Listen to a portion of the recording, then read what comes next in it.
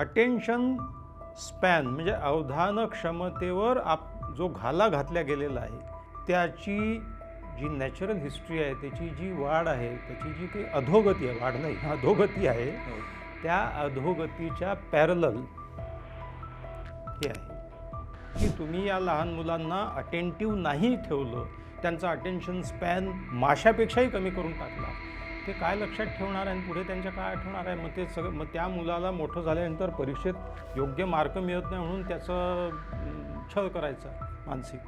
Micro लेवलला मेंदू खराब होऊन चाललेला आहे, कारण मेंदूची ती फॅकल्टी जी आहे अटेंटिव्हनेसची ती अंडर युटिलाइज झालेली आहे. त्याच्यामुळे माणूस चिडचिडा होतो, माणूस बेचैन होतो, माणूस फिजिटी होतो, माणूस एकाही गोष्टीवर लक्ष केंद्रित करू शकला नाही. तुम्ही वृद्धांच्या समस्येकडे पहा, सगळ्या वृद्धांना विचार, 100 वृद्ध घेतलेत त्यातले 99 काय म्हणतील, ऐकतच नाही हो कोणी आमचं आजकाल. मुलाला म्हटलं जरा निवांत बैस गप्पा मार, अरे मला वेळ नाही आहे, वेळ नाही आहे. तुमच्या मेंदूला निवांत वेळही लागतो. आपण असं म्हणतो की रिकामं तर बसलेलं आहे, जरा पुस्तक वाच, रिकामं तर बसलेलं आहे, जरा हे कर. नाही, रिकामं बसणं गरजेचं आहे. फालतू वेळ मेंदूला पोषक आहे, फालतू वेळ घालवला पाहिजे. Art of doing nothing. Art of doing nothing.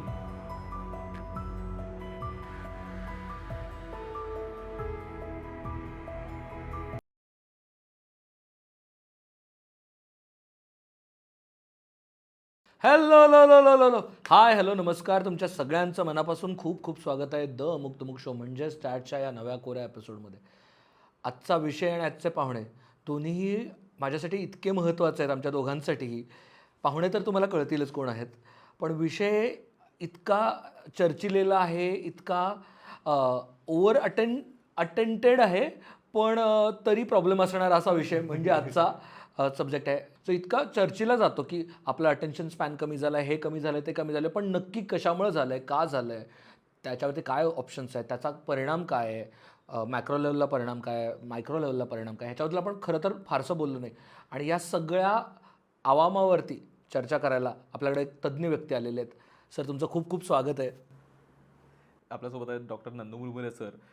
सरांची अर्थात ओळख अमुक तमुक बघणाऱ्या सगळ्यांना आहेच. सर सिनियर सायकॅट्रिस्ट आहेत, लेखक आहेत आणि आपल्याकडे सतत येत असतात, आपल्या वेगवेगळ्या विषयांवरती आपल्याला मार्गदर्शन करत असतात.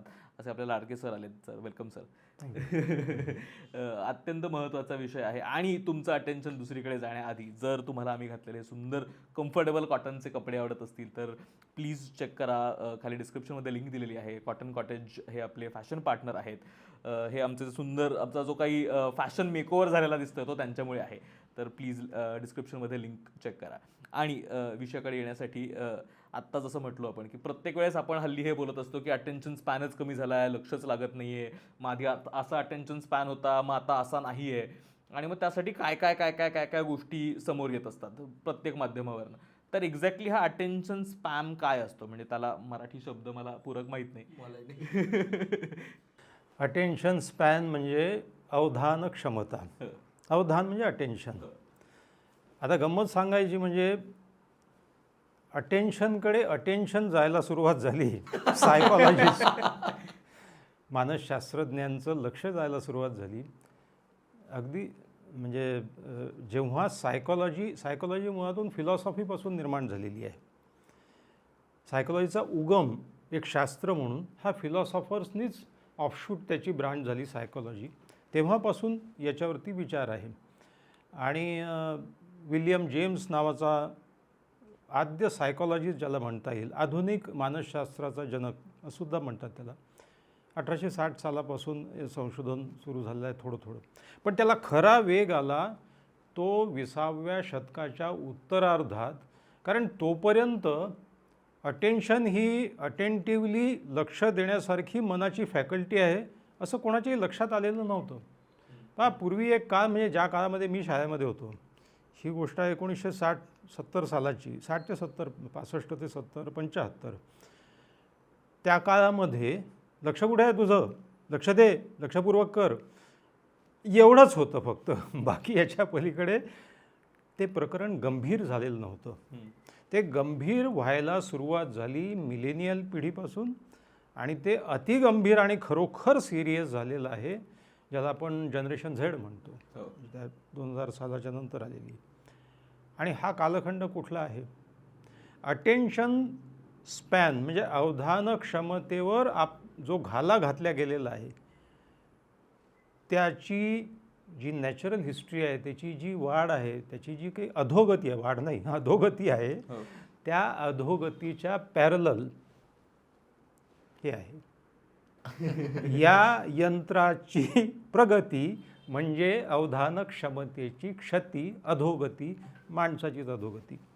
याचं अत्यंत भयंकर कारण असं आहे की जे अजूनही ज्याचा पॅन्डेमिक आपल्यावर आलेला आहे, या पॅन्डेमिककडे कोणाचं लक्ष नाही. ते असं की तुम्ही घराघरात पहा, लहान मुलं जेवायला नाही म्हणतात, हो. चल घे टाकते समोर, ते कुठला तरी कार्टून लावून टाकतं आणि ते पोरगा असं असं करतो. म्हणजे ते दृश्य आपल्याला नवीन नाही आहे की जे नोटा अशा बापरे. कृती तीच आहे. आमचा एक मित्र असा म्हणलं तुला ती काही सवय आहे का? नाही म्हणे, तिकडे कधी गेलो नाही याच्यामुळे सवय लागली, आता तिकडे सोपं लागली. लहान मुलं ब्राउज करत सुटतात. हो.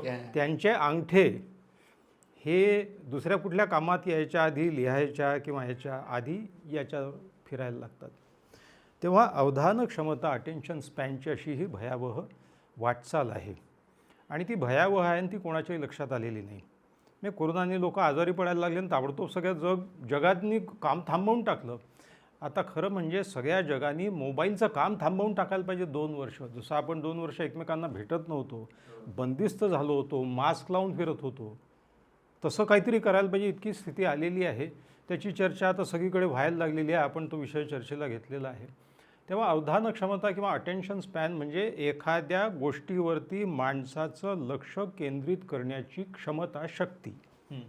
साधं उदाहरण, मी एक लेख वाचायला घेतला किंवा एक आर्टिकल, वृत्तपत्र, तर मी ते किती वेळ वाचतो न विचलित होता, मी किती वेळ त्याच्यात लक्षपूर्वक डोकं घालून वाचू शकतो, ही अवधान क्षमता किंवा हा अटेन्शन स्पॅन आहे.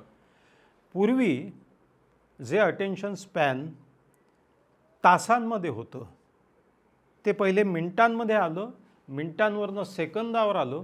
आणि आता संशोधन असं सांगते की इसवी सन 2000 साली माणसाचं सर्वसाधारण अटेन्शन स्पॅन, अजिबात चित्त विचलित न होता तो 12 सेकंद स्थिर राहू शकायचा एका विषयावरती, एखाद्या गोष्टीवरती, एखाद्या घटनेवरती. ती अवधान क्षमता 2018-19 साल येईपर्यंत 8.25 सेकंदावर आलेली आहे. आणि याची भयावहता एका शास्त्रज्ञांनी अशी अधोरेखित केली की आपण पाण्यात पोहणाऱ्या माशांपेक्षाही बेकार झालेलो आहोत. याचं कारण असं की तो गोल्डफिश काचेच्या बाऊलमध्ये जो ठेवण्यात येतो, तो गोल्डफिश म्हणजे मासा एक प्रकारचा, तो मासा त्याने ऑब्झर्व केला की एखाद्या भक्ष्यावरती तो 9 सेकंद विदाऊट डिस्टर्बन्स तो लक्ष केंद्रित करू शकतो. माणसाची अवधान क्षमता गोल्डफिशपेक्षा 0.57 सेकंदांनी 7-5 सेकंदांनी कमी झालेली आहे. म्हणजे आपण माशांपेक्षाही गैरगुजरे झालेलो आहोत. तर अशा प्रकारे अवधान क्षमतेने सगळ्या शास्त्रज्ञांचं लक्ष वेधून घेतलेलं आहे. आणि मग आता विविध क्षेत्रामध्ये तुम्ही थोडा जर विचार केला ना, अतिशय सोपा विषय आहे समजायला आणि अतिशय भयावह स्थिती आहे लक्षात यायला, तर लक्षात घेतली तर. पण आता 1930 साली हरिभाऊ आपट्यांनी कादंबरी लिहिली, पण लक्षात कोण घेतो? त्या कादंबरीचा मथळा पुन्हा द्यायची वेळ आलेली आहे की कितीही सांगा मुलांना. आता माझ्याकडे पेशंट येतात आणि आया येतात किंवा माझ्या नातेवाईकांकडे, मित्रांकडे पाहतो मी, लहान मुलं ते पाहत असतात आणि जेवत असतात, ते पाहत असतात आणि तो कटकट करतो ना मुलगा, त्याच्या हाती देऊन टाका. हे इतकं भयानक ॲडिक्टिव्ह आहे की हे 2 आणि 3 वर्षाच्या मुलाचं लक्ष वेधून घेते. 1.5 वर्षाचा मुलगा मोबाईल शोधायला लागतो. 1 वर्षाचं मूल जे आहे त्याला समजायला लागतं की असं दाबलं की काहीतरी येते, असं दाबलं की बदलते. याची सगळ्यात मोठी क्षमता काय आहे माहीत आहे? हे इतकं ॲडिक्टिव्ह आहे की माणसाला कळलं की बोट दाबलं, टच स्क्रीन, बोट दाबलं की काहीतरी नवीन चित्र येते. बरं, ते अट्रॅक्टिव्ह असते, ते चलचित्र असते, तो व्हिडिओ असतो, त्याच्यामध्ये कार्टून्स असतात, त्याच्यामध्ये ॲक्शन असते. तर हे सगळं जे आहे ते अवधान क्षमतेला मारक असलेलं यंत्र आहे. आणि एक सगळ्यात महत्त्वाचं कारण अवधान क्षमता माणसाची, पण ती वाटचाल अशी आहे की अवधान क्षमता अटेन्शन स्पॅन.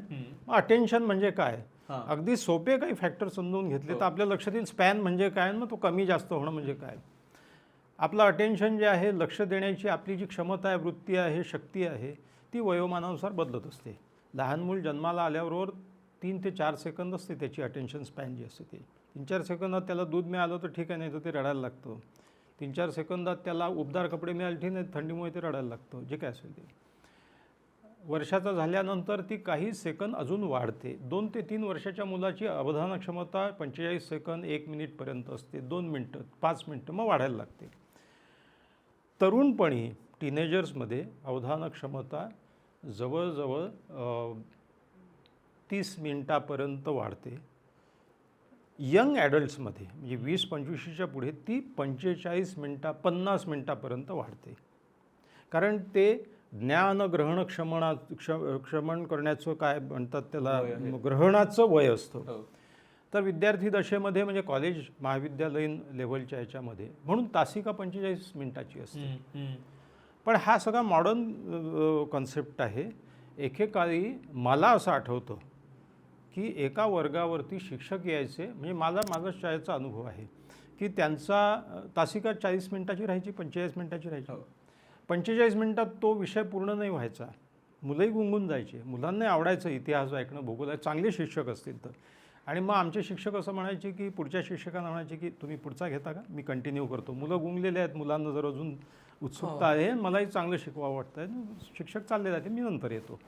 आणि ते 1.5 तास घ्यायचे, मुलं ऐकायचे, शिकायचे. म्हणजे अवधान क्षमता त्यावेळी जास्त होती.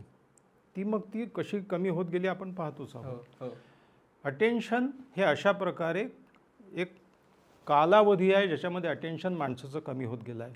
वयोमानानुसार अटेन्शन वाढत गेलं आपण पाहतो. प्रौढपणी जे अटेन्शन स्पॅन 90 मिनिटाचं असतं, ॲव्हरेज 60 ते 90 मिनटं.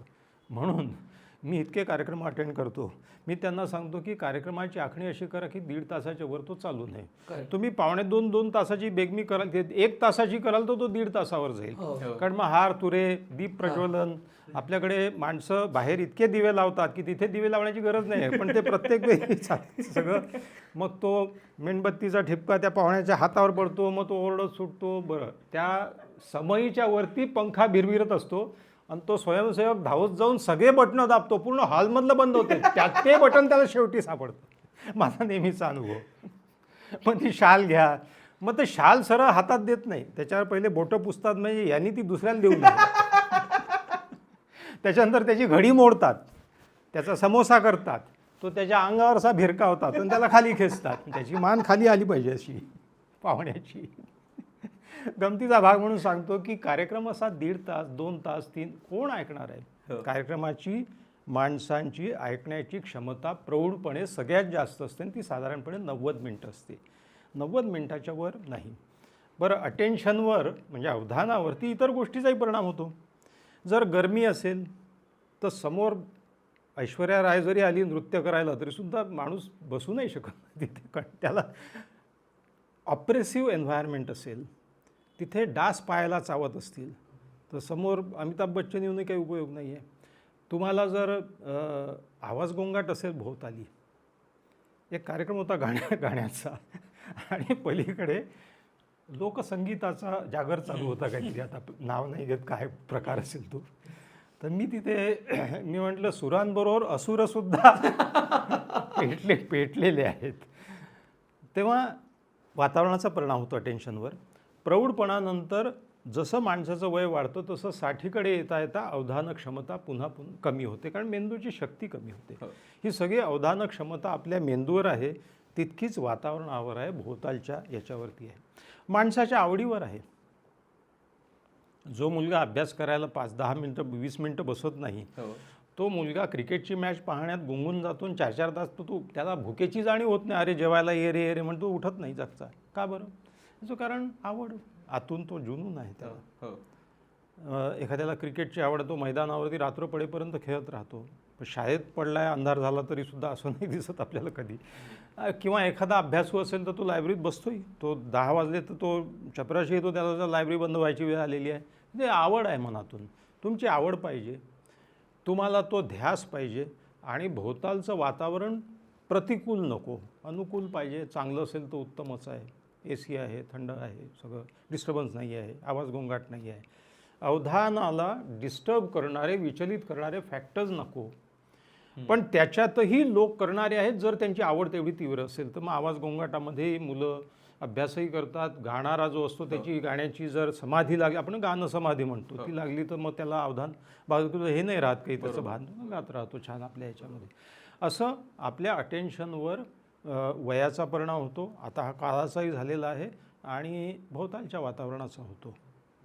असा प्रवास आहे. पण हे अटेन्शन स्पॅन म्हणजे ती अवधान क्षमता का महत्त्वाची आहे? म्हणजे आपण हे तर बघितलं की ती वयानुसार वाढत जाते, एका पॉईंट नंतर ती कमी होते, पण ती महत्त्वाची का होते? म्हणजे आता ज्यावेळेस आपण म्हणतो की अवधान क्षमता कमी झाली आहे, तो अटेन्शन स्पॅन कमी झाला, तर त्यामुळे काय होणार आहे? म्हणजे काय पद्धतीनं त्याचा ॲडव्हर्स इफेक्ट होत आहेत, काय त्रास होतो आहे आणि काय गोष्टींना ते इम्पॅक्ट करत आहे? म्हणजे जोपर्यंत हे कळणार नाही तोपर्यंत हे समजून घ्यायला अवघड जाईल की त्याने होणार काय, महत्त्व काय आहे त्याचं.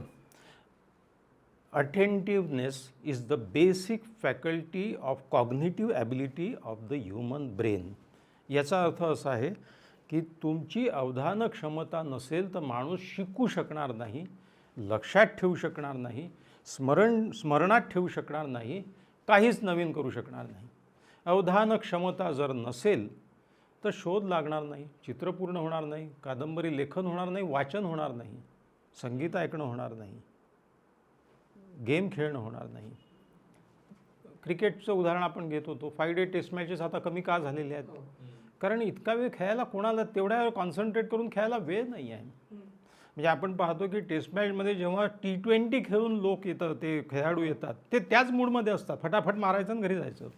अवधान क्षमता कमी झाल्याची म्हणजे तितका वेळ पाहणारे लोकही कमी आहे. आता भारतातल्यासारख्या ठिकाणी मिळत असतील, पण उर्वरित देशांमध्ये, ज्या 10-12 देशांमध्ये क्रिकेट खेळला जातो, क्रिकेट तिकडे पाश्चात्य देशांमध्ये फुटबॉल लोकप्रिय आहे, 90 मिनिटात संपतो गेम. धनाधन पळा, इकडून तिकडून संपलं आणि रिझल्ट लागतो. आपल्याकडे 5 दिवस क्रिकेट चालायचं आणि त्याचा रिझल्टही नाही लागायचा, तरी लोक एकेकाळी बघायचे. आता T20 रिझल्ट लागतो म्हणून लोक बघतात. आणि T20 म्हणजे 3 तासात खेळ आटपला. त्या 3ही 1.5 तासाचे 2 हे असतात त्याचे भाग. अवधान क्षमता महत्त्वाची सगळ्या फॅकल्टीजसाठी आहे. कारण साधं मेमरीचं उदाहरण घ्या, स्मरणशक्तीचं.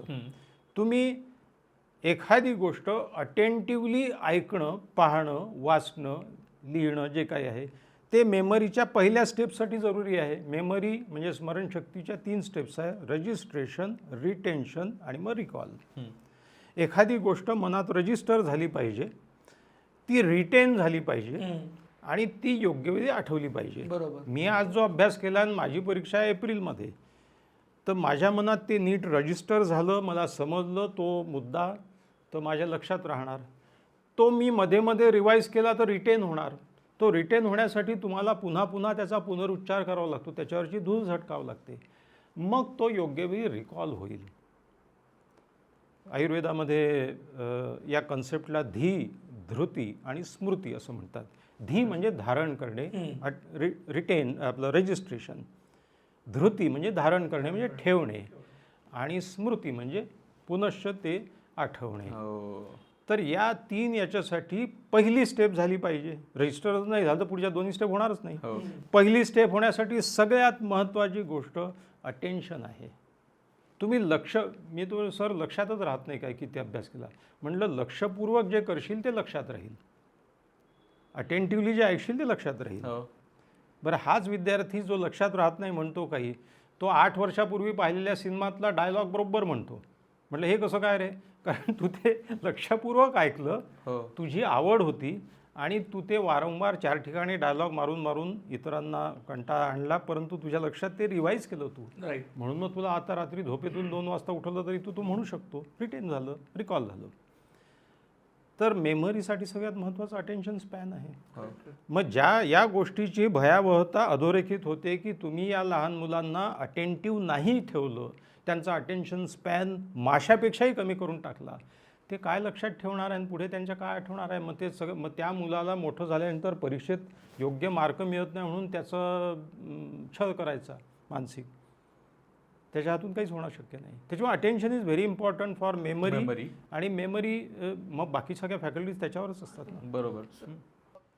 या अटेन्शन स्पॅनचा आता आपण बोललो मेमरीवरचा परिणाम, एक इंडिव्हिज्युअल म्हणून काय परिणाम होतो हे आता एक समजून येतं, पण एक त्याचा मॅक्रो लेवलला एक सोसायटी म्हणून जेव्हा सगळ्यांचाच अटेन्शन स्पॅन कमी होतो सोसायटीतल्या फॅक्टर्सचा, तेव्हा सोसायटल लेवलला काही फरक पडतो का त्याचा?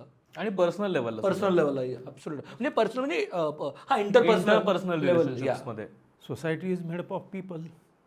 People make a family, family makes society. A group of society make a city, group of cities make a world, make a nation. तेव्हा त्याच्या केंद्राशी माणूसच आहे, आणि माणूस यांच्यातले परस्पर संबंध आहेत. अटेन्शन स्पॅनचा फायदा तोटा काय स्पॅन कमी झाल्याचा? साधी गोष्ट आहे, तुम्ही कुठलीच गोष्ट अटेंटिव्हली नाही केली, तुमच्याकडे एक दुःखद मनस्थिती घेऊन एक माणूस आला आणि तुम्ही त्याचं पूर्ण नीट ऐकूही शकत नाही, तर तो कशा प्रकारे तुमच्याशी जोडला जाईल? इमोशनली बॉन्ड निर्माण नाही होऊ शकणार. तुमच्या मुलाचं, म्हणजे मी असे आईवडील पाहिलेले आहे की हां चल बोल, मला ऑफिसमध्ये जायचं आहे, पटपट सांग तुला काय प्रॉब्लेम आहे. बाबा मला तुमच्याशी ना थोडंसं बोलायचं. अरे बाबा काय तू मला आत्ता धरलं, तू माझी 10ला मला गेलं पाहिजे तिथे, काय सांग तू काय प्रॉब्लेम आहे तुझा? नाही ते की नाही माझ्या वर्गामध्ये काय वर्गाचं काय फी वगैरे भरलेली आहे, तू हे पाहून घे. वेळ नाही आहे. वडिलांचा अटेन्शन स्पॅन इतका कमी आहे की ते त्याला वेळ नाही देऊ शकत, आणि त्या अटेन्शन स्पॅनच्या चक्रामध्ये मुलगा शिरू नाही शकत, कारण 8.25 सेकंदामध्ये तो सांगू नाही शकत की माझं एका मुलीवर प्रेम होतं, त्या मुलीने असं माझ्याशी केलेलं आहे, किंवा माझ्या वर्गामध्ये एक मुलगा आहे जो मला बुली करतो आहे आणि मला भीती वाटते आहे शाळेत जायला, किंवा जे काय असेल ते. वडिलांच्या अटेन्शन स्पॅनचा मुलांवर परिणाम होतो. मुलांचं काय? मुलांचं तर अटेन्शन स्पॅन इतका, मी तर तुम्हाला सांगितलं की हे मोबाईल हाती देऊन टाकायचा, जेवता खाता उठता बसता झोपता, तो मुलगा झोपताना ते पाहत झोपतो, मग ते तसंच राहते. सकाळी उठल्याबरोबर पहिले, आता खरं सांगायचं तर हा विषयसुद्धा महत्त्वाचा आहे की जसं तुम्ही म्हणता की मायक्रो लेवलला मेंदू खराब होऊन चाललेला आहे, कारण मेंदूची ती फॅकल्टी जी आहे अटेंटिव्हनेसची, ती अंडर युटिलाइज झालेली आहे. त्याच्यामुळे माणूस चिडचिडा होतो, माणूस बेचैन होतो, माणूस फिजिटी होतो, माणूस एकाही गोष्टीवर लक्ष केंद्रित करू शकला नाही की तो मनाची स्थैर्य, मनाचं ज्याला आपण म्हणतो, ते नष्ट होतं. या मुलांचं गाणी ऐकणं पहा, पहिल्या ठेक्याला त्या गाण्याचे शब्द सुरू झाले पाहिजे किंवा धांगडधिंगा सुरू झाला पाहिजे. या मुलांचा याच्यावर विश्वासच बसत नाही की मैं क्या जानू क्या जादू है, या गाण्याच्या अगोदर जवळजवळ 2 की 3 मिनटं म्युझिक वाजते. ते कोण थांबेल इतक्या वेळ त्या सायकलची वाट पाहत? तुम्ही अजूनही ते गाणं ऐका, पहिले 3-4 मिनटं नुसती ती पेटी तबला काहीतरी वाजते, आणि मग ते मैं क्या जानू क्या जादू है सुरू होतं. तर ती जादू काय हे समजायला 3-4 मिनटाचा अवधी तर पाहिजे ना. एवढ्या वेळामध्ये हे 10 गाणे ऐकून पार होतात. म्हणजे मी एक खूप सुंदर सेमिनार ऐकला होता, ते वक्ते संगीतकार होते, आणि ते असं म्हणाले की अटेन्शन स्पॅनवर आपण उपचाराकडे येणार आहोत, पण आता मुद्दा निघाला म्हणून सांगतो की दररोज त्या मुलाला एक सायकलचं गाणं ऐकायला लावा. आणि न उठता न बसता, त्याचे हात बांधून ठेवा, खुर्चीला लागेल तो पक्के, आणि त्याला ते ऐकवायला लावा पूर्ण. संथपणा काय असतो? One of the treatment is to stay in nature. Nature is not in hurry. Nature doesn't want to prove anything. Nature is nature. Birds are chirping, air is flowing, breeze is flowing, पानं डुलतात आहेत, झाडं हलतात आहेत, पानं टपर करतात आहेत, एखादं पान गळून तळ्यात पडते आहे, तळ्याचं पाणी सावकाशपणे, एखादा छोटासा किडा गेला तरीसुद्धा तरंग उठतात आहेत. निसर्गाला कुठलीच घाई नाही आहे, निसर्गाला काहीही सिद्ध करायचं नाही आहे. निसर्ग संथ, शांत, निवांत आतून आहे, बाहेरून आहे. बाहेरून तरी तरंग उठतात, त्या डोहामध्ये इतकी नीरव शांतता आहे की तिथे जर तुम्ही गेलात, तिथले मासेसुद्धा असे स्थिर असतात, ते असे शेपूट हलवत नाही, फिन्स हलवत नाही, काहीच नाही. तिथल्या गाळसुद्धा माणूस गेला म्हणून तो ढवळल्या जातो, नाही तर तिथे सगळं शांत, स्थिर आणि असं निवांत असतं. हा निवांतपणा अनुभवणं शक्य आहे. मायक्रो लेवलला तुमचा मेंदू शांत होणं जरुरी आहे, आणि मेंदू शांत झाल्याशिवाय चांगले तरंग त्याच्यावर उठू शकत नाही, चांगले विचार येऊ शकत नाही. एक काय म्हणता येईल त्याला, you require a basic stillness आणि बेसिक कम्फर्ट आणि बेसिक सायलन्स. सिम्पल हे. आणि मॅक्रो लेव्हलला म्हणजे आता जसं आपण सोसायटी लेव्हलला म्हणतो किंवा इंटरपर्सन लेव्हलला, मी जसं उदाहरण दिलं की वडिलांना मुलाचं ऐकायला वेळ नाही आहे, एकमेकांचं एकमेकांना ऐकायला वेळ नाही. मी तुम्हाला मग उदाहरण दिलं की आमचा एक मित्र इतका बेचैन आणि चलबिचल असतो की तो हां बरं येऊ नाही थांब बरं बरं चहा वेळ आहे तुम्हाला वेळ आहे वेळ आहे. अरे मला निवांत मी रिकामाच पडलेलो आहे, नाही तुमचं लेखन चालू आहे, समोर कागद आणि पेन दिसला की तो हे विचारतो काय मी सतत लिहित असतो का, काही नाही. जसं लेखक म्हणजे कानाला पेन्सिल लावलेला पटापट त्याला सवय आहे. असं का बरं बरं हां अजून बाकी काय, बाकी सगळं ठीक आहे. तो असा फिजिटिलाच बोल. तर त्याच्या पुतण्याचा फोन आला की अरे काय सांगू तुला काका मावशी वारली. असं का बरं हां बाकी सगळं अजून ठीक आहे बाकी सगळं म्हणजे पुढच्या वाक्यावर जायची घाईत येतो ना की तू काय ऐकतोय रजिस्टरसुद्धा होऊ देत नाही. मग सॉरी म्हणून मग त्याच्यानंतरही पुन्हा म्हणालाच की हां बरं बरं बाकी सगळं ठीक आहे ना सगळं. म्हणजे शेवटी इंटरपर्सनल रिलेशनशिपमध्ये नवरा बायको एकमेकांचं ऐकून सगळ्यात मोठी समस्या कुठली असेल आणि ज्या समस्येवरनं अधिकांश रिलेशनशिप खराब होत असतील आणि घटस्फोटापर्यंत पोहोचत असतील तर ते हेच आहेत. तुम्ही वृद्धांच्या समस्येकडे पहा. सगळ्या वृद्धांना विचार, 100 वृद्ध घेतलेत त्यातले 99 काय म्हणतील, ऐकतच नाही हो कोणी आमचं आजकाल. मुलाला म्हटलं जरा निवांत बैस गप्पा मार, अरे मला वेळ नाही आहे, वेळ नाही आहे, ऐकायला वेळ नाही म्हणजे अटेन्शन स्पॅन त्याचं कमी झालेलं आहे. तर त्याच्यामागे काही लोक अँक्शस असतात हाही भाग असेल, काही लोक फ्रस्ट्रेशन टॉलरन्स अलीकडे कमी झालेला हाही भाग असेल, काही बाबतीमध्ये attention deficit disorder of adults की मुळात तो एक मानसिक समस्येचा भाग आहे. विकृती जाऊ द्या, अनेकांनाही समस्या असते, ज्याला आपण ADHD पण म्हणतो ना, ज्याला ADHD म्हणतो. लहान मुलांमध्ये ADHD विथ हायपर ॲक्टिव्हिटी असते. त्याच्यामुळे ते मुलं आल्याबरोबर हे उचल ते ठेव, हे तिकडे जा इकडे कर, एकही टास्क पूर्ण करू शकत नाही कारण त्यांचं अटेन्शन डेफिसिट डिसऑर्डर असतं त्यांना आणि हायपर ॲक्टिव्हिटी असते. मोठ्या माणसांमध्ये सुद्धा अटेन्शन डेफिसिट डिसऑर्डर असते, अवधान क्षमतेची क्षती झालेली असते, पण याचं निदान सहसा होत नाही. याचं कारण लक्षणं वेगळे असतात. काही जण हा अँक्शस आहे म्हणतात, काही जण हा बेचैन आत्मा आहे म्हणतात, हा जरा अस्वस्थ आत्मा आहे असं म्हणून सोडून देतात, त्याचा स्वभावच तसा आहे वगैरे.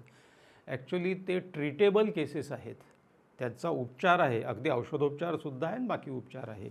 माझा एक मित्र आहे, रसिक वगैरे आहे, येतो, गाण्याचा कार्यक्रम सुरू आहे. आता पुन्हा पहा शास्त्रीय गाण्यामध्ये कसा फरक पडला आहे. आता जसे षड्ज लावून बसलेले विलंबित खयाल गातात अर्धा घंटा, पहिले म्हणजे तो तब्बल येतो तो तबले ठोकतो. माझा एक मित्र म्हणाला हा घरून ठोकून का नाही आला. म्हटलं तो तिकडून आला आणि त्याचा पाहून याला ठोकावं लागतं ना, तो तंबोरा घेऊन आला. बरं त्याच्यानंतर तो तंबोरा ऐकतो, मग तो तंबोरा लावतो. आता तर इलेक्ट्रॉनिक तानपूर आलेला आहे ठराविक याच्यावर, तो सुद्धा सेट करावा लागतो. त्याच्यानंतर हा विलंबित खयाल सुरू करतो. मग हा जी चीज म्हणतो त्या चीजेचे शब्दही पूर्ण म्हणत नाही, यमुना के ती म्हणतो, र म्हणतही नाही आहे तरी सुद्धा लोक एकेकाळी ऐकत बसायचे. एकेकाळी नाट्य संगीत नाटकं 9-9 तास चालायची, पहाटे 3ला संपायचं. एकेकाळी 10 वन्स मोर मिळायचे एकेका नाट्यगीताला. आता दुसऱ्यांदा कोणी वन्स मोर दिला तर हा परस्पर त्याला ठोकतो की त्याला वन्स मोर तू का दिला आणि का माझा वेग घालवतो आहे. तेव्हा संगीतामध्ये अटेन्शन डेफिसिट आलेलं आहे. तर हे जे आहे फॅकल्टी ही लोकांची कमी झालेली आहे. वृद्धांचं तरुण ऐकत नाही, मुलांचं आईवडील ऐकत नाही, बायकोचं नवरा ऐकत नाही, जनतेचं नेता ऐकत नाही. सगळ्या थरामध्ये अटेन्शन डेफिसिटचा मॅक्रो लेवलला फार मोठा परिणाम आहे. म्हणून समाज म्हणूनच आपण अस्वस्थ झालो आहे. त्याच्यामुळे इतके अस्वस्थ झालेलं आहे. आता गाणी सुरू होतात त्या पहिल्या ठोक्याला बीट सुरू झाला पाहिजे. आता सिनेमे एकेकाळी मला असं आठवतं की संगमला 2 इंटरव्हल होते आणि 2 इंटरव्हल लोक खाऊन पिऊन पुन्हा थिएटरमध्ये जायचे, बाहेर यायचे, मग चहा पाणी करून मग पुन्हा आत जायचे आणि ते लंब पाहत राहायचे सिनेमा. आता संगम सिनेमा पाहणारा तरुण पिढीतला कोणी नाही. अरे जानना ना उसको मार दे ओली जल्दी बाहेर खतम करायला. प्रत्येक क्षेत्रामध्ये ते झालं आहे. मी शाळेचं सांगितलं की गुरुजी 2 तास घ्यायचे की नाही, माझा जरा मूड लागला आणि मुलंही जरा ऐकतात आहेत तर मी 2 तासिका घेतो, म्हणजे 1.5 तास शिकवायचे आणि मुलं आनंदाने ऐकायचे. आता तो स्पॅन कमी होऊन गेला. आता कोणी 1.5 तास शिकवत नाही. आता कार्यक्रमात 1.5-2 तासाच्या वर चालत नाही. सगळ्या क्षेत्रामध्ये अशा प्रकारे मॅक्रो लेव्हलला अटेन्शन डेफिसिटचे परिणाम झालेले आहेत. हे चांगले आहेत का? काही लोक म्हणतील तो फापट पसारा नको, चट चट चट चट झालं पाहिजे. कशाचं चटचट? आयुष्य कुठे चटचट आहे? मग आम्ही सांगितलं निसर्ग कुठे चटचट आहे? असं चटचटीने काहीच नाही मिळत. आणि तुम्हाला खरं म्हणजे फंडामेंटल काही मिळवायचं असेल तर खूप वेळ घालवावा लागतो, तेव्हा हाती काहीतरी गवसतं ना. तुम्ही 100 शिंपले तोडाल तर आत एका याच्यात मोती निघेल. तोडला का मोती निघाला पाहिजे, नाही तर फेक तिकडे. याचं कारण असं की अजून एक महत्त्वाचं कारण, अटेन्शन स्पॅन कमी होण्याचं एक महत्त्वाचं कारण म्हणजे फ्रस्ट्रेशन टॉलरन्स कमी झाला आहे. तरुण मुलांना आत्ता रिझल्ट पाहिजे. आता जाहिरात पहा, पिझ्झा 5 मिनिटात तुमच्या घरी डिलिव्हर नाही झाला तर फुकट. कारण लोकांची 6व्या मिनिटापर्यंत थांबायची क्षमता नाही, शक्ती नाही. का नाही येत वेळेवर? आलाच पाहिजे. हे वायसे वर्ष झालंय का कसं झालंय? म्हणजे अटेन्शन स्पॅन कमी झालाय म्हणून टॉलरन्स लेवल कमी झाली आहे का टॉलरन्स लेवल कमी झालाय म्हणून अटेन्शन स्पॅन कमी झालाय? टॉलरन्स लेवल कमी झाल्यामुळेच. याचं कारण सांगतो. एकेकाळी म्हणजे मला असं आठवतं, लहानपणी मी एका लग्नामध्ये गेलो होतो. मग ते वऱ्हाड उशिरा आलं, 2 वाजताच्या पंक्ती 4 वाजता सुरू झाल्या. पण मी पाहत होतो, अजून माझ्या लक्षात आहे की माझी पुतणी अतिशय लहान होती, पण ती शांतपणे वाट पाहत बसली. तिला सांगण्यात आलं की आता इथे घर नाही आहे आपलं की लाडू मिळाला खायला, हे मिळालं, हे आपण दुसऱ्याच्या घरी आलेलो आहोत लग्नासाठी. तर हे जेव्हा वाढतील पंक्ती तेव्हा जेवता येईल आपल्याला. शांतपणे बसून होती. तर 5 ते 7 वर्षाची मुलगी ही 2-2 तास आपली भूक धरून ठेवते. ही सहनशक्ती खूप कमी झाली आहे. तुमच्या लहानपणच्याही गोष्टी आठवा तुम्ही की त्या काळी वडील म्हणायचे आणतो, ठीक आहे, पण आता नाही, पुढच्या आठवड्यात. सायकल पाहिजे ना, माझा पगार झाल्यावर. मग महिनाभर थांबायला तयार. आता नाही थांबत तो. आता म्हणतो काढा ना ती EMI भरा आणि आत्ताच सायकल येते, कशाला थांबता तुम्ही? आता EMIचा जमाना आलेला आहे. प्रत्येक गोष्टीत टॉलरन्स. पण याच्यात काय झालेलं आहे? कटथ्रोट कॉम्पिटिशन झालेली आहे. अमुक पिझ्झावाला 5 मिनिटात देतो, मी 4 मिनिटात देतो. कारण त्याचं माहीत आहे गिरायकाचं फ्रस्ट्रेशन टॉलरन्स कमी झाला आहे. तो असं नाही म्हणत की चांगल्या पिझ्झासाठी मी तासभर थांबेन. तो जो हाताला येईल तो, तू नाही देत तो आहे. If you are not going to cater to the customer, there is somebody else who is doing it. आणि देणारच. तर अटेन्शन फ्रस्ट्रेशन टॉलरन्स कमी झाल्यामुळेच ही कॉम्पिटिशन वाढीला लागली. आणि तुम्ही ज्या क्षेत्रातून आलेला आहात ते तर तुम्हाला माहीतच आहे की जाहिरातीच्या क्षेत्रामध्ये इतकं भयानक झालेलं आहे की तुम्हाला 3 सेकंदात त्यांचं लक्ष वेधून घेतलं पाहिजे. 7 सेकंदात कॅची वर्ड आला पाहिजे. एका वृत्तपत्रात गेलो मी मुंबईला मोठ्या, आणि त्या वृत्तपत्राच्या वृत्तसंपादकाने मला सांगितलं की आम्ही नियमितपणे दरवर्षी सर्व्हे घेतो की मुंबईतल्या लोकांना वृत्तपत्र वाचायला किती वेळ असतो. वृत्तपत्राचं दुर्दैव असं आहे की सकाळच्या वेळी वाचणं झालं तर झालं, नाहीतर जो कामाचा माणूस आहे तो संध्याकाळी काही पुरवणी वाचत नाही किंवा वृत्तपत्रच वाचत नाही, जे शिळ होऊन पडते. आता रिकामा पेन्शनर आहे तर तो 8-8 दिवस ते वाचत राहतो, तो भाग वेगळा. पण अदरवाईज वर्किंग माणूस मुंबईतला किती वेळ? तर त्यांनी सांगितलं की 5 वर्षापूर्वी जेव्हा सर्व्हे झाला तेव्हा ॲव्हरेज मुंबईकर 17 मिनटं वृत्तपत्र वाचायला देतो. तर तुमचा लेख 500 शब्दांचा नाही चालणार, 250 शब्दात द्या. कारण 500 शब्द वाचायला वेळ नाही आहे. एकेकाळी वृत्तपत्रांमध्ये कादंबऱ्या यायच्या क्रमशः, कथा यायच्या क्रमशः. आता कोणाचा विश्वास बसणार नाही. साप्ताहिकात तरी यायच्या. अनेक कादंबऱ्या साप्ताहिकात आलेल्या आहेत क्रमशः. आता कोणाला वेळ नाही आहे. आता वृत्तपत्रात कोणी 500 शब्दाचा तर तो बोंबलायला लागतो तिकडे. तर अवधान क्षमता कमी झाली आहे. 17 मिनिटाचा वेळ आता तो म्हणाला की आता 17 मिनिटाचा काहीतरी 6 मिनिटावर आलेला आहे. बापरे. 6 मिनिटाच्या वर तो मथळे पाहतो फक्त. त्यातली एखादी कॅची वाटली बातमी तर ते थोडंसं पहिला परिच्छेद वाचतो, मग त्यातले थोडेसे पुढचं वाचतात. एक तर वेळ नाही आहे. दुसरं म्हणजे कोण ते सगळं हे करेल ना, म्हणजे वेळच राहिलेला नाही आहे अटेन्शन द्यायला. पण सर, ज्यावेळेस आपण म्हणतो की ती अवधान क्षमता कमी झाली आहे, तर या ज्या काही वर्षात गेल्या काही गोष्टी बदलल्यात, तर त्याचं फंडामेंटली काय बदललं आहे आतमध्ये की त्याच्यामुळे हे कमी होत आहे? म्हणजे आपल्याला त्या सतत मोबाईलमुळे अशी काहीतरी ते सतत डोपामिनची सवय लागली आहे का मेंदूला, की सतत हे नाही तर ते एकाच डिव्हाइसमध्ये तुला मल्टिपल गोष्टी मिळत आहेत आणि मग तू बदलत राहा आणि मग सतत आपल्याला ते तो हाय पॉईंट हवा आहे आणि ते नाही तर मग मी डिस्ट्रॅक्ट झालो. असं फंडामेंटली काय बदललं आहे आपल्यात की ज्याच्यामुळे हे सगळं अंगावर येत आहे? यातच अजून एक मला अडगावं वाटतं की म्हणजे हे सतत आपल्याला डोपामाइन शॉट्स हवेत का there is a lot of information. माझ्याकडे इतके मल्टिपल ऑप्शन्स आहेत, मला नाही आवडत चला पुढं, नाही आवडत चला पुढं, असं काही आहे आणि का? त्याच्यामुळे तो फिअर ऑफ मिसिंग आउट हा. पण होतोय का, की एवढं सगळं अवेलेबल आहे आणि मला ते सगळं हवं एकाच वेळेस. Fear of missing out is a consequence of shorten attention span. Attention span होतो तो अटेन्शन डेफिसिट, फ्रस्ट्रेशन टॉलरन्स कमी झालं याच्यामुळे. याचं कारण काय आहे? बंबार्डमेंट ऑफ इन्फॉर्मेशन. आणि याचा परिणाम म्हणून फोमो आहे. फिअर ऑफ मिसिंग आउट म्हणजे असं आहे की माझ्यासमोर मल्टिपल ऑप्शन आलेले आहेत. फिअर ऑफ मिसिंग आउट पूर्वी का नव्हतं? कारण मल्टिपल ऑप्शनच नव्हते, एक का दोन. ती पिढी हाय कमिटमेंट लो एक्सप्लोरेशनची पिढी होती. कमिटमेंट जास्त, की वडिलांनी सांगितलं करायचं, समाजाने सांगितलं करायचं. लो एक्सप्लोरेशन होतं, कारण एक्सप्लोर करायला ॲव्हेन्यूज नव्हते. तू बाबा हे हो, तू हे हो, बस झालं, संपलं, अधिक काही नव्हतं. आता लो कमिटमेंट हाय एक्सप्लोरेशन, याचं कारण ऑप्शन्स खूप झालेले आहेत. आता ऑप्शन्स खूप झाल्यानंतर तुम्हाला चॉईस करावा लागतो, म्हणजे डिसिजन मेकिंग आलं.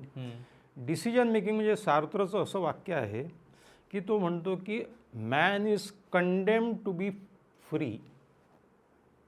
स्वातंत्र्य हे वरदान नाही आहे, शाप आहे. कारण तुम्ही आता डिसिजन घ्यायला स्वतंत्र झालेले आहात, म्हणजे जबाबदारी आली तुमच्यावर. तुम्हाला एक गोष्ट माहीत आहे का, की काही त्या लेव्हलचे लोक जेलमधनं जेव्हा त्यांची कैद संपते आणि त्यांना सोडून देण्यात येतं, तर तुझी कैद संपली, तर ते पुन्हा छोटा मोठा गुन्हा करून पुन्हा जेलमध्ये येतात. त्यांना बाहेरचं वातावरण सहन नाही होत. याचं कारण बाहेरचं स्वातंत्र्य त्यांना झेपत नाही.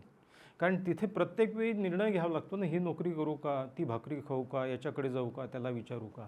जेलमध्ये किती छान आहे, तुम्ही फक्त रूल ऑब्झर्व करायचे आणि आदेश ऐकायचे. 2 वेळचं खायला मिळते, झोपायला मिळते. You don't have to take decisions, because decision making is very काय म्हणतात फ्रस्ट्रेटिंग. आणि हे आहे ना, म्हणजे एफर्ट्स टाकावं लागतं. Demanding आहे. दुसरी गोष्ट अशी, निर्णय घेतला ही नोकरी करू की ती करू, ती करू. टुरिझम वाढलेलं आहे. आता केरळला जाऊ की कुलू मनालीला जाऊ की नागालँडला जाऊ का झिम्बाब्वेला जाऊ की जे काय असेल ते, एका ठिकाणी जावंच लागेल. तिकीटं काढले, गेल्याच्यानंतर तिथे तो फेसबुक पाहिलं, हा गेला कुलू मनालीला, आणि फेसबुकवर पाहिलं इतके सुंदर फोटो टाकले त्यांनी, relaxing in Alleppey backwaters in Kerala, की हा कुलू मनालीच्या गाईडवर डाफरत बसतो. मी तिकडे का नाही गेलो, इकडे कशाला येऊन पडलो, नुसतंच काहीतरी झाडं माकडं, काही प्राणी नाही, काही नाही. तो तिकडे मजा करतो आहे की नाही माहीत नाही, पण फोटो मात्र जबरदस्त टाकतो, की याला वाटतं की मी का नाही. अगदी छोट्या छोट्या गोष्टीमध्ये, तुम्ही मॉलमध्ये जाता शर्ट घ्यायला, तिथे इतके ढिगाणी पडले. एकेकाळी आम्ही कपड्याच्या दुकानात म्हणजे हे पहा, हे 3 आहेत, कुठला घे, हां चल मोज. आणि मला अजून आठवतं, हाफ शर्ट पाहिजे असेल तर 1.5 मीटर, आणि फुल शर्ट करायचं असेल 2 मीटर. हां, आमचा एक टेलर होता, 2.25 मीटरमध्ये फुल शर्ट बसवायचा तो बरोबर, त्याच्याचकडे जायचं. हां, तर झालं, याच्या पलीकडे काहीच नाही. आणि पॅन्टमध्ये 2-3 रंग होते. आणि सर्वप्रथम क्वालिफिकेशन कुठल्याही कपड्यात म्हणजे तो मळ खाऊ असला पाहिजे. मी किती दिवस टिकला पाहिजे आणि मळ खाऊ असला पाहिजे. म्हणजे कपडा मळ खातो आणि आता घालत राहतो. आता चॉईस इतकी आहे की त्या मॉलमध्ये तुम्ही बुडून जाता त्या कपड्यामध्ये, आणि एका लाईनीने लागलेले सगळे, आणि तिथे विकायला नाही कोणी. तुम्ही किती पाहू शकता, ब्राउज करू शकता, घालून पाहू शकता. मग तुम्हाला एक निवडावा लागतो. मग तुम्ही एक निवडता, खूप तिथे घालमेल होते, हा निवडू किंवा हा निवडू. तो निवडल्यानंतर तो घालून तुम्ही येता तेव्हा रस्त्यात तुमचा ऑटो चालवणारा तो शर्ट घातलेला असतो. मग तुम्हाला कंटाळा लागतो, अरे मी आज सकाळीच हे बोललो आम्ही. 4 लोक दिसायला लागतात, आपण तो अनयुज्युअल म्हणून आणतो आणि आपण बँडवाल्या पार्टीसारखे वाटायला लागतो. तुम्ही हॉटेलमध्ये जाता, हॉटेलमध्ये तुम्ही पूर्ण मेनू वाचता, खालतून वरती वाचता, वरतून खाली वाचता, काही ना काही पदार्थ. मग तुम्ही खूप प्रयत्न करून त्यातली एक डिश निवडता. मग त्या वेटरचंही मत घेता, हे घेता, आणि तो ऑर्डर घेऊन जातो, आणि बाजूला नजर जाते, तर बाजूला एक जण इतकी छान लाल निळी पिवळी रंगीबिरंगी काहीतरी खात असतो की तुम्हाला अरे झालं, हे मागवायला पाहिजे होतं. त्याला बोलवेपर्यंत तो येतो, पण तो तुमची ऑर्डर घेऊन येतो. मग ते खात बसावं लागते, आणि ते खाताना एकेका घासा गणिक आपण स्वतःला लाथा मारत असतो, अरे रे ती चांगली डिश होती. प्रत्येक ठिकाणी फोमो म्हणजे जसं गालिबचा शेर आहे, हुई मुद्दत के मर गया गालिब लेकिन अब भी याद आता है वो हर एक बात पे कहना की यूं होता तो क्या होता. म्हणजे तुम्ही काही करा, फोमोग्रस्त माणसाच्या मागे ह्या गोष्टी लागलेल्या राहते.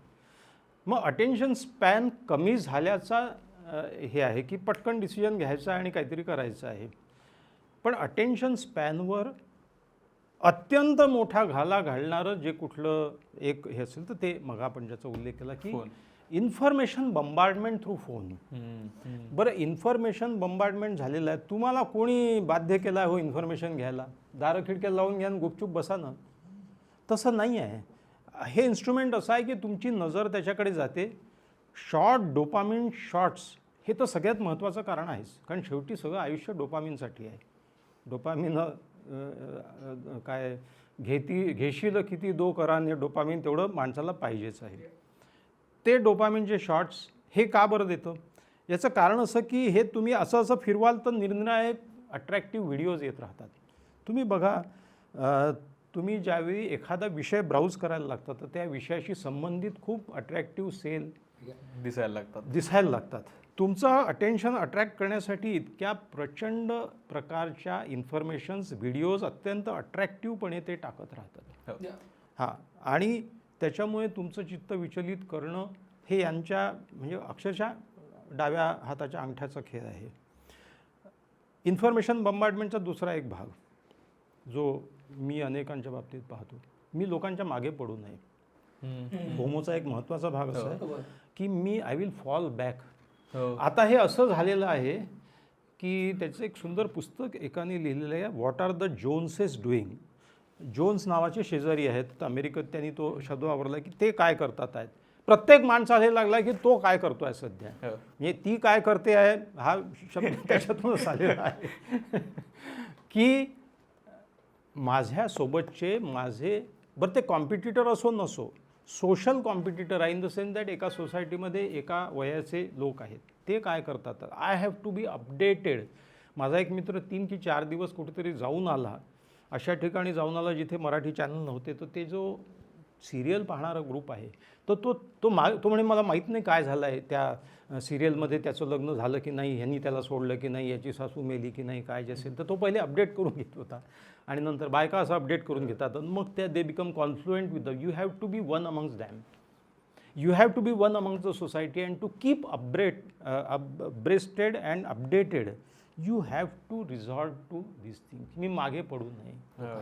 मग इन्फॉर्मेशन बंबार्डमेंट या विचारातून आलेली आहे. मला ते सगळं माहीतच पाहिजे, नाहीतर मग 4 चौघात चर्चा चालेल मी ह्या करून पाहिलं मला काहीच माहीत नाही राहणार, मी चर्चेत भाग नाही घेऊ शकणार. आणि आपोआप मग त्या माणसाला वाईट टाकला जातं एक प्रकारे. तुला नाही, तू नव्हता, आम्ही होतो. इतकं भयंकर आहे ते. मला तर सर, मला माझा क्लायंट होता, मी जेव्हा रिसर्चमध्ये होता तेव्हा माझ्या क्लायंटनी सांगितलं, मला आठवतं. तो म्हणला लोक म्हणतात data is the new oil वगैरे, ते म्हटलं हे सगळं खोटं आहे. Your attention is the oil. लोकांचा मॅक्सिमम वेळ मला किती घेता येतोय, मी विकायचं ते नंतर घेईन, मला तुमचा फक्त वेळ पाहिजे, बाकी काही नाही. सो म्हणूनच ॲमेझॉननी त्याच्यावरती छोटे व्हिडिओज टाकायला चालू आहे. शॉपिंग कराल तुम्ही, शॉपिंग किती वेळ 5 मिनटं कराल, पण व्हिडिओ तुम्ही 10 मिनटं बघाल. सो एकाच ह्याच्यावरती बघा, सगळं एकाच. तुम्ही माझं ॲप सोडून नाही गेलं पाहिजे.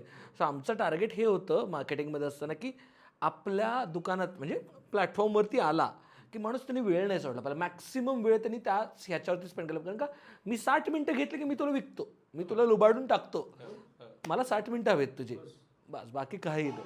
हे कसं झालेलं आहे की आता मला जसं माझ्या बाबतीत मी पाहतो, म्हणजे माझ्या बाबतीत म्हणजे माझे असिस्टंट्स आता माझ्यापेक्षा कमी वयाचे आहेत, बिंज वॉचिंग करतात. का बरं? कारण ते अट्रॅक्टिव्ह असते भयंकर, ते ॲडिक्टिव्ह आहे. मी तर डॉक्युमेंटरी पाहायला लागलो तर मला उठता नाही आलं 1.5 तास, कारण ती डॉक्युमेंटरी, मग तो काय विचारतो पुढचा भाग लावू का, आणि तुम्ही विचार करेपर्यंत तो लावून टाकतो. ते त्यांच्या स्ट्रॅटेजीज आहेत, ते विचार करायला वेळ नाही देत, त्यांना माहीत आहे. आणि तो पुढचा भाग पाहावा की नाही याच्यात तो सुरू होऊन जातो आणि तुम्ही पुन्हा खेचल्या जातात त्याच्यात. तर तो म्हणाला की पहाटे 3 वाजता संपवलं ते सगळे, म्हणजे हे सिरीज एका याच्यात पाहून टाकल्या, बिंज वॉचिंग ज्याला म्हणतात. तर असं एकेकाळी कादंबरी, आता कादंबऱ्या कमी झालेल्या आहेत, आता कादंबऱ्या कोणी लिहित नाही, कोणी विकत नाही, वाचत नाहीत. कमी झाल्या आहे, म्हणजे कमी झाल्या आहेत, नाही असं नाही आहे, पण ज्या प्रमाणात त्यावेळी कादंबरी लेखन होतं, वाचन होतं, आता नाही राहिलेलं. साधारण हे तर लक्षात आलं की काय काय गोष्टींमुळे आपलं सगळं लक्ष विचलित होतंय आणि आपलं अटेन्शन स्पॅन, ती अवधान क्षमता कमी होते. आणि ह्याला तर बरीच कारण आहेत. म्हणजे आपलं ज्या फास्ट पेस्ड आयुष्य आहे, सतत स्पर्धा आहे आणि त्याच्यासोबत कोपअप करायचं, त्याच्यामुळे याला काही म्हणजे ते तर काही आपण बदलू शकत नाही आहोत. पण जर आपल्याला हे जाणवतं आहे की माझं लक्ष तितकं लागत नाही आहे गोष्टींमध्ये, मी तेवढा पुरेसा वेळ केंद्रित करून लक्ष देऊन एखादी गोष्ट करू शकत नाही आहे, तर याला काय करता येऊ शकतं? म्हणजे याचं काही सोल्युशन आहेत का, याच्यावर काही उपाय आहेत का, की हे केलं म्हणजे तुम्ही जसं मगाशी म्हटलात कनेक्ट विथ नेचर, तर अशा काही गोष्टी आहेत का ज्यामुळे ते इम्प्रूव्ह करता येईल, ज्याच्यामुळे एकूणच पर्सनल, इंटरपर्सनल रिलेशनशिप्स आणि बाकी सगळ्याच गोष्टी इम्प्रूव्ह होतील? अगदी फंडामेंटल गोष्टी आहेत. ओके. अटेन्शन स्पॅन माणसाचं वाढावं यासाठी ज्या अत्यंत मूलभूत आणि अतिशय सोप्या आणि साध्या गोष्टी आहेत. बघा, ॲडिक्वेट स्लीप, गुड डाएट,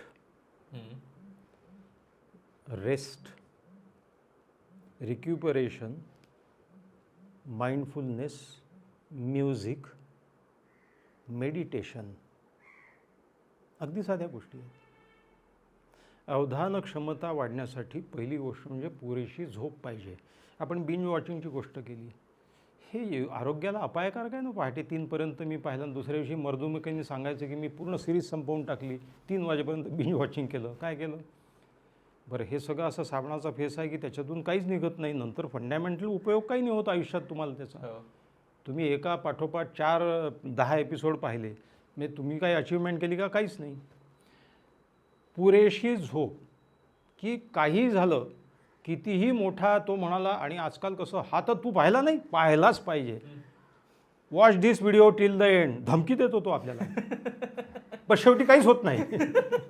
इतके बदमाश आहेत की तो रस्त्यावर एक कॅमेरा ठेवतात आणि बहुत भयानक ॲक्सिडेंट, काहीच झालं नाही शेवटी, त्याच्या खाली 250 कॉमेंट. मग आता अनेक त्याच्यात अपशब्दच होते की आमचा वेळ अरे पण तू वेळ दिला कशाला त्याला? शेवटपर्यंत पाहतात काहीच झालं नाही. तिकडून एक दूधवाला, इकडून मोटर गेली, तिकडून एक सायकलवाला आला आणि संपला व्हिडिओ. बरं, मी म्हणत होतो माझ्या तासाभराच्या फंडामेंटल प्रवचनाला 1 लाख 2 लाख व्ह्यूज, त्याचे 15 लाख व्ह्यूज झाले. शिल्पा शेट्टीने नाक खाजवलं, 10 लाख व्ह्यूज. काय आहे हे वेडेपणा? दूध कसे तापवावे, 15 लाख व्ह्यूज. खरकटं भांडं कसं घासावं, 3 लाख व्ह्यूज. येरीच आपोआपच. हे काय आहे? झोप पुरेशी, हे वर्थ नाही आहे. माझी झोप पूर्ण झाली पाहिजे. पुरेशी झोप, आहार, नरिशिंग डाएट. मग 3 वाजता जो जागेल तो सँडविच खाईल, बर्गर खाईल, तो पिझ्झा मागवेल, आणि ते काही अर्थ नाही त्याला. चांगली ताजी फळं खाणे, ताजं अन्न खाणे, ते वेळेतच होईल ना. रात्री 3ला कोणी बायको या भूतलावरती गरम अन्न करून, तुम्ही एवढं पाहताय ना, तुमच्यासमोर गरम गरम ताट वाढते, कोणीच नाही करणार. एक्झरसाईज, शेवटी शरीर आहे ना तुमचं. तुम्ही कसंही ते किती वेळ काही कराल. व्हिडिओ आता ॲव्हरेज तुम्हाला माहीत आहे का? आता हा विषय आपल्या चर्चेमध्ये आला नाही. तो असा आहे की average time an Indian or any person watches mobile, social media आलं, व्हॉट्सअप आलं, सगळंच आलं त्याच्यामध्ये, किती असेल तर तो पहिले म्हणाले 2.5 तास, मग दुसरी फाइंडिंग आली 2.5 नाही 3.5 तास. आता जी फाइंडिंग आहे ती 5 तासाच्या आसपास आहे, 5 ते 5.5 तास. 5.5 तास. आणि मी आत्ता संशोधन वाचतं की टीनेजर्सची जी आहे ती 8 ते 8.5 तासाची हे आहे ड्युरेशन. 1/3 दिवस. 1/3 दिवस. त्याचं सगळ्यात महत्त्वाचाच काळ. तो अभ्यास केव्हा करेल, तो मनन केव्हा करेल, चिंतन केव्हा करेल, झोप कधी करेल, झोप कधी घेईल. आणि जो झोपत नाही त्याला, झोप ही फंडामेंटल गोष्ट आहे. तुम्ही 6 ते 8 तास, 6 कमीत कमी, 8 मॅक्सिमम झोप घेतलीच पाहिजे. तुमच्या मेंदूच्या सगळ्या क्षमतेला ती जरुरी आहे. जे मुलं रात्री 2पर्यंत अभ्यास केला, 3ला झोपलो, ते काही कामाचे नाही. आता एक छोटासा विषय राहिला म्हणून त्याचं पासिंग रेफरन्स करतो. मल्टीटास्किंगचं एक फॅशन निघाले. मल्टीटास्किंग, ड्रायव्हिंगही करतो आहे, बॉसशी बोलतो आहे, आणि इकडे हे ते. खोटं आहे, ते चुकीचं आहे. मल्टीटास्किंग हा भ्रम आहे. Your brain cannot do multi तर जाऊच द्या, 2 tasks at one time. Your brain is not made for that. जे एक्झिक्युटिव्ज आणि जे सध्याचे जे काही हे आहेत कॉर्पोरेट जगातले मल्टीटास्किंगचं कौतुक करणारे, त्यांना ब्रेन सायन्स माहीत नाही. Multitasking is not for the brain. मोटारीमध्ये फोन घेऊन बोलणं आणि एका हाताने चालवणं चूक आहे. आम्ही ब्लूटूथ आणलेलं आहे. हे नीलदंती संभाषण जे आहे हे कामाचं नाही. याचं कारण असं की तुमचे दोन्ही हात स्टिअरिंग व्हील मध्ये असून सुद्धा तुमचा मेंदू एका वेगळ्या विचारामध्ये गुंग झाला आहे. मग तो रस्त्यावरचा माणूस दिसणार नाही, तो कोपऱ्यातून कुत्रा डोकावतो आहे तो दिसणार नाही, एखादा सायकलवाला अडवा येतो आहे त्याच्याकडे तुमचं चित्त विचलित होऊ शकते. मोटार चालवत असतो, अरे काय किती वाजता, अरे आय डिडंट नो यार, अरे बापरे. आता तो कसं लक्ष देणार आहे त्याच्याकडे? तो कोणाशी तरी बोलतो आहे, त्याचं अवधान तिकडे गेलेलं आहे. You are compromising your attention and you are liable to be meet with an accident. Multitasking is a myth. Multitasking होतं केव्हा? एक सुतार आहे आणि तो कौशल्यपूर्ण आहे आपल्या कामामध्ये, इज व्हेरी कुशल.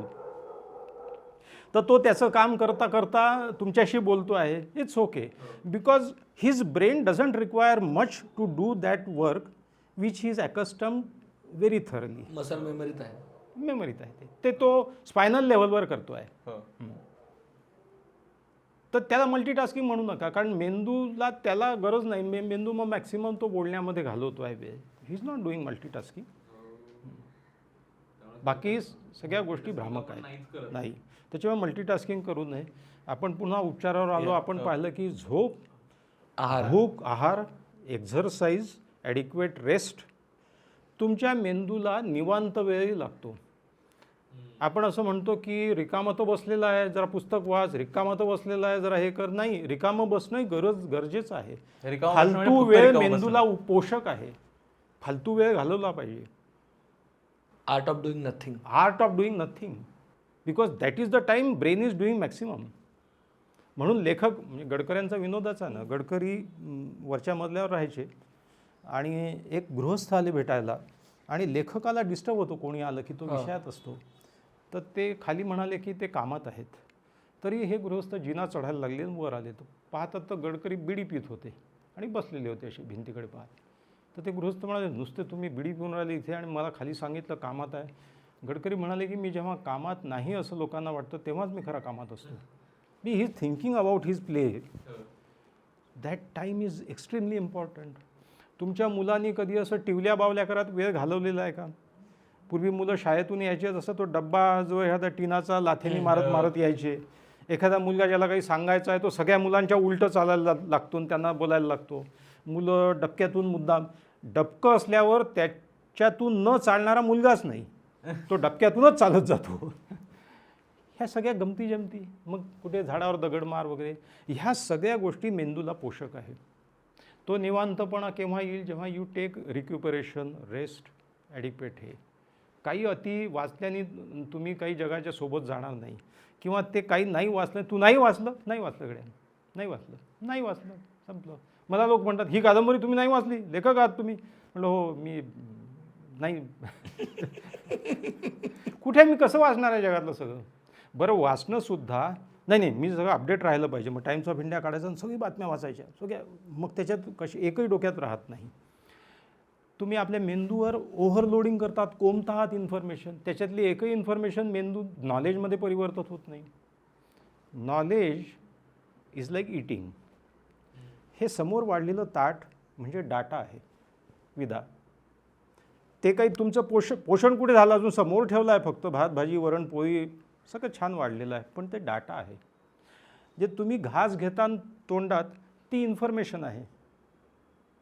जेव्हा तुम्ही त्याचं चर्वण करता आणि तुमचा सलायवा त्याच्यात मिसळता, तिथे 25 to 30% डायजेशन तर तिथेच होते. लोकांना चावायला वेळ नाही आहे, लोकांना लाल मिसळायला वेळ नाही आहे.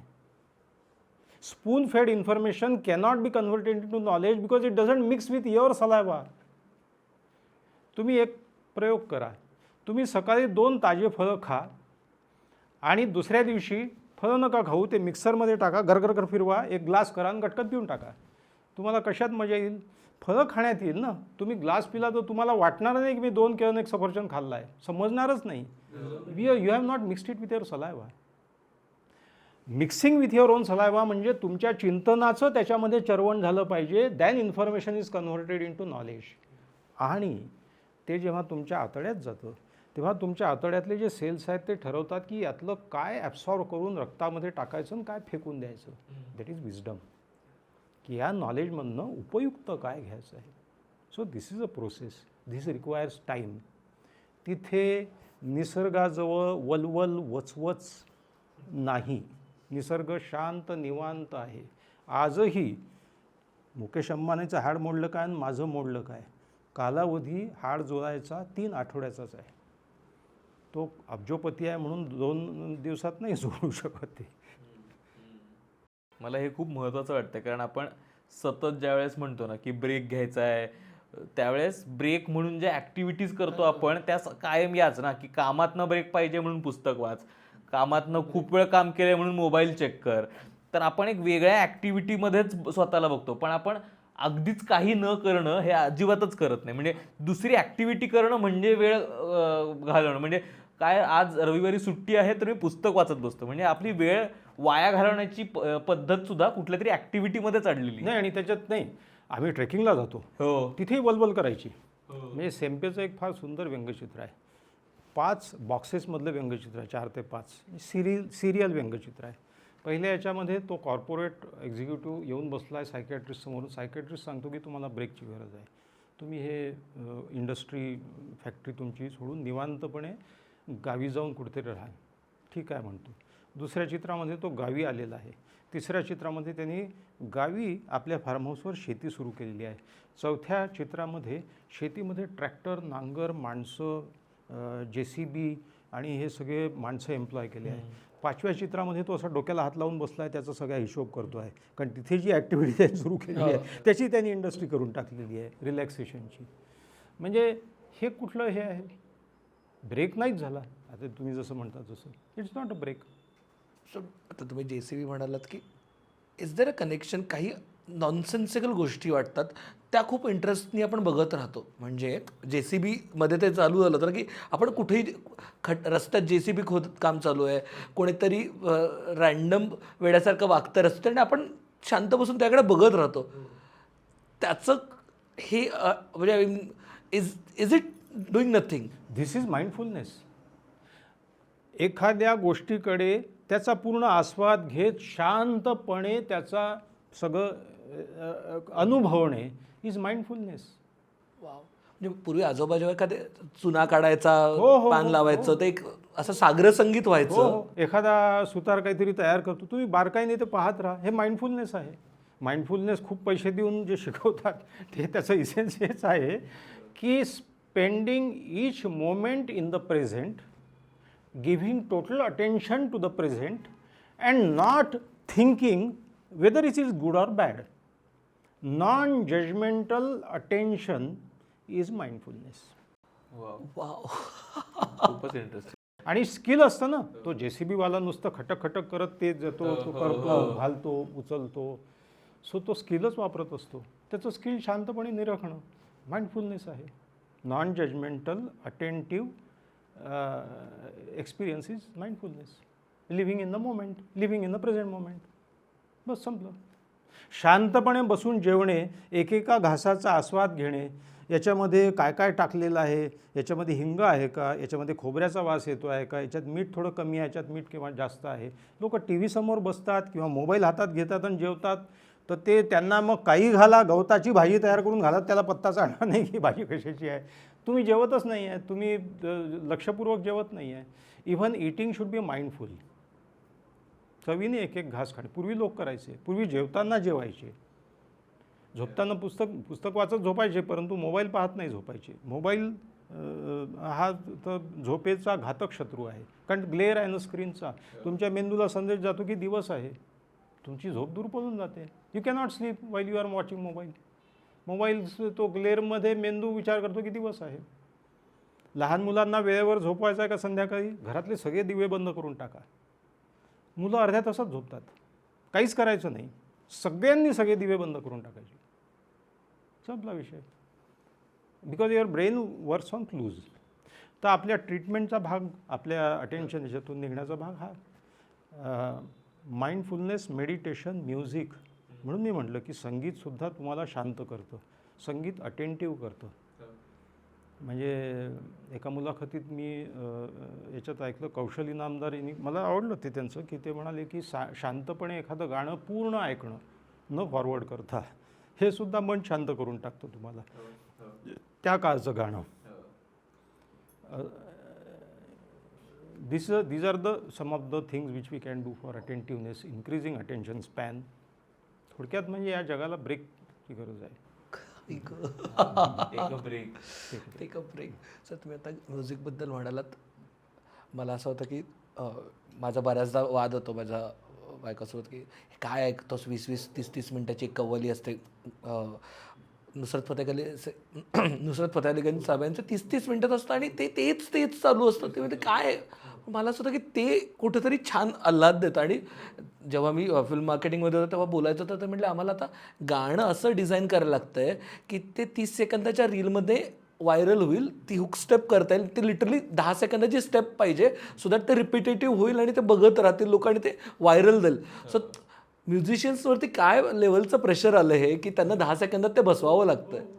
म्हणजे आएगा आने वाला आएगा हे गाणं जेव्हा कंपोज केलं पहिल्यांदा, दिग्दर्शक, मी संगीत दिग्दर्शक नाव विसरलो, ते महल सिनेमा होता. तर तो डायरेक्टर आला, तो प्रोड्युसर आला आणि तो म्हणाला, लता मंगेशकर पहिले आएगा आएगा आएगा, ते कब आएगा, कितनी देर आएगा आएगा बोल रहे आएगा कब, थोडे रुको जरा आगे. ते गाणं सगळ्यात हिट झालं, कारण तो एक संथपणाही आहे त्याच्यामध्ये, निवांतपणा आहे. आजकाल लोकांना तो हवा आहे. आपण जे मघा म्हणत होतो की पिझ्झावाला दोषी आहे की गिराईक दोषी आहे, हे विशेष सर्कल आहे. तुम्ही त्याला सवय लावलेली आहे, 5 मिनटात तुला डिलिव्हर करतो, नाही तर फुकट देईल. तुम्ही म्हणा ना चांगल्या क्वालिटीचा पिझ्झा हवा आहे ना, तुम्हाला थांबावं लागेल. एका दृष्टीने ते सुद्धा जरुरी आहे. तुम्ही अभिरुची लोकांची तयार करा, कोणीतरी पुढाकार घेतला पाहिजे. हां, म्हणजे मला म्हणजे आता शेवटाकडेच जर येत असेल, म्हणून ज्ञानेश्वरांनी सांगितलं आहे त्या काळी अवधानाचं महत्त्व, तरी अवधान एकले दीजे, मग सर्व सुखासी पात्र होईजे. You become qualified to happiness if attention given is proper. नाही, खूपच एकतर महत्त्वाचा विषय आहे आजचा.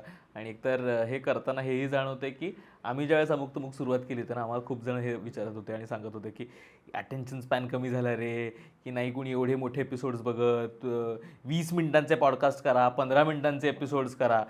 बघता बघता आपले 1.5 पावणे 2 तासांचे एपिसोड येतात आणि कधीच कुणी तक्रार करत नाहीत की इतके मोठे एपिसोड्स असतात. त्यामुळे याचा असा अर्थ नाही आहे की लोकांचा अटेन्शन स्पॅन कमीच आहे. मे बी त्यांना त्या पद्धतीचं दिलंही जाणं गरजेचं आहे आणि त्या पद्धतीचा क्रिएटर्स म्हणून सुद्धा त्या पद्धतीचा कॉन्टेंट देणं सुद्धा ती जबाबदारी वाटते. म्हणजे हे फक्त की मीडियामुळे कमी झालं आहे म्हणण्यापेक्षा आपणही तो मोठा कॉन्टेंट कन्झ्युम करायला लागलो तर कदाचित आपल्याला ती सवय बदलेल. तर थँक्यू सो मच सर, तुम्ही आलात आणि अत्यंत महत्त्वाच्या विषयात हसत खेळत आपण कॉन्व्हर्सेशन्स केले, तर खूप खूप आभार तुमचे. तुम्हाला आजचा एपिसोड कसा वाटला? तुमचा अटेन्शन स्पॅन आहे का? तुम्ही शेवटपर्यंत पाहताय का एपिसोड? आम्हाला कळवा आणि सांगा प्लीज. आणखीन कोणते एपिसोड्स तुम्हाला ऐकायला आवडतील तेही जरूर कळवा. धन्यवाद. लो बसावा.